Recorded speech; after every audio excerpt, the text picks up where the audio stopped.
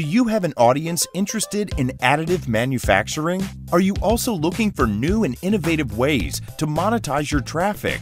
Well, now you can transform your website into a 3D printing platform with a widget powered by Treatstock, the biggest cloud-based manufacturing platform in the world.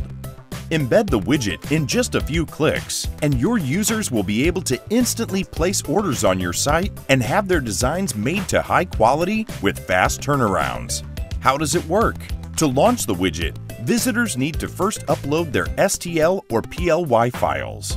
Then, they can toggle between millimeters and inches to get the right sizes and set the required quantities for each file. Next, users can customize each part in their order by selecting from the available materials and colors. A list of manufacturers will be displayed based on their selections, and they can compare prices, customer reviews, and delivery options to choose the best manufacturer. The user can then pick a delivery option and leave additional comments for the manufacturer if they wish. The last step is to complete the checkout process. Payment can be made by using a credit card or PayPal, and this is all done inside the widget without being redirected away from your site. Try it now!